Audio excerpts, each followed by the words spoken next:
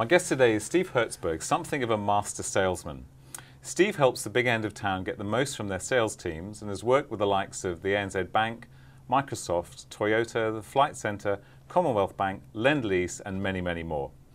He also shares his expertise with medium and small business through a series of public programs.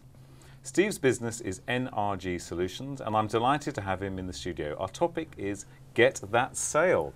Hi Steve. Hi Rob, nice to be here. So Steve, particularly at times like this, we all want sales. How do we really go about mastering this kind of age-old art? Yeah, well, it's a very good point. I mean, there's no one solution to becoming a master salesperson, but I think if you do a few things well, you can be very successful in selling, whether you work for a large organisation or in a small business. Okay. And I always think when you look at really good salespeople, there's three things that always occur. First thing, they have high energy levels. Now, I like that because it's a bit of branding for NRG, but they do a lot. They're out and about, they speak to lots of people.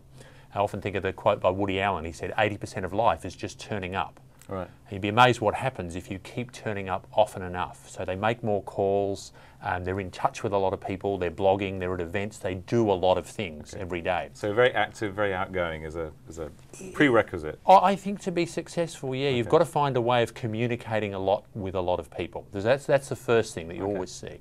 I think the second thing is confidence. And you've got to be confident in the products or services you're selling, and you've got to be confident in who you are.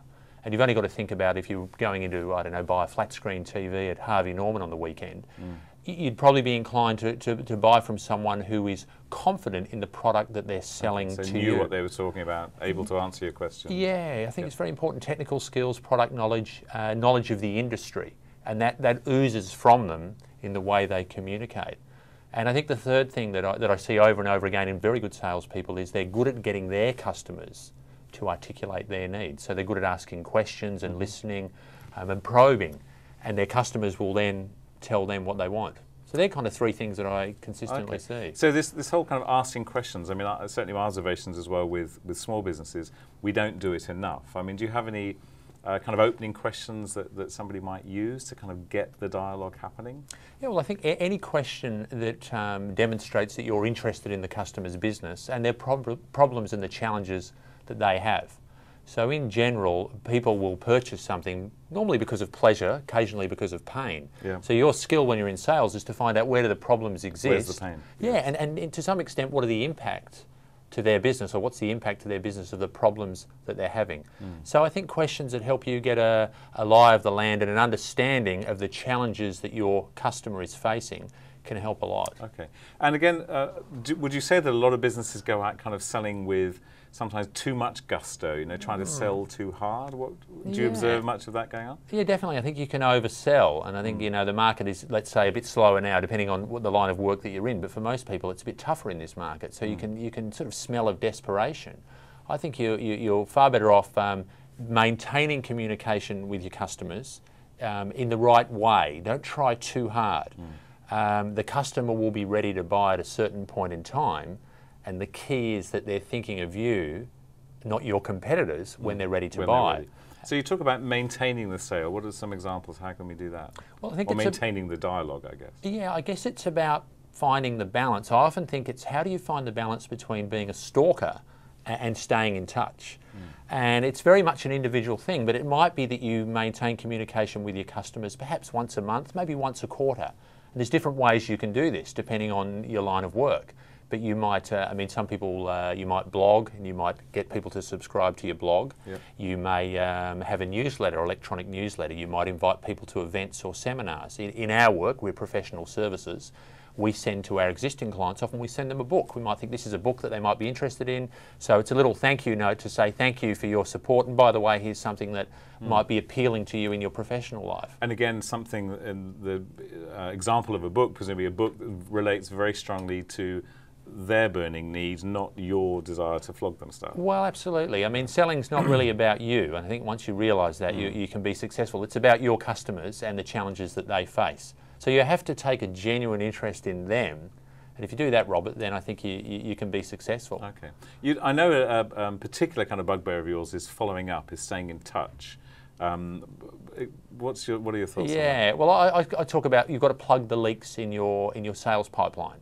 So most people who work in business will understand a pipeline or a funnel. So you put a lot of activity into the top of the funnel, and some of those opportunities will work their way through and become pieces of business for you. But I think where a lot of inexperienced marketers and salespeople don't understand is that there will be leaks, and your skill is to plug those leaks by staying in touch with your customers. And because buying cycles and selling cycles don't always line up. Right. So you've got to use your skills to just maintain a level of communication so that when that customer is ready to purchase, hopefully they're thinking of you. And I think you've got to be creative. I read once you should follow up with your customers until they buy, until they die, or until they politely tell you that enough's enough. Right. So a bit of creativity sometimes helps with your follow-up as well. Okay. Are there any particular kind of sales clangers that you observe out in the marketplace? When you say clangers, what things that maybe businesses don't do well? Are there any particular ones that kind of? Well, one thing is probably that I just mentioned is poor follow-up. So I think a classic mistake in business-to-business selling is a business person talks to somebody about an opportunity. The client says, "Well, look, or the prospect says, can you send me through a proposal?" So of course, the salesperson sends through a proposal, and a week or two passes, and they haven't heard back from that person. And then they're wondering, well, what's happened here? What do I do now? Yeah, what do I do? And I think when a customer says, hey, can you send me through a proposal? Often that's a polite way of saying, I'm not really ready to buy now. So I think I'm always wary when a customer is saying, send me through a proposal. I want to find out more, and I'm interested in how do we actually start moving things forward, sometimes before we even get to the proposal stage. Right. I'm not saying that sending a proposal is necessarily a bad thing, but I think often sometimes it's used in that way. It's a polite way of saying I'm not really ready to buy yet. Okay. Well, look, Steve, thank you. Where can we find out more about your work? On your website?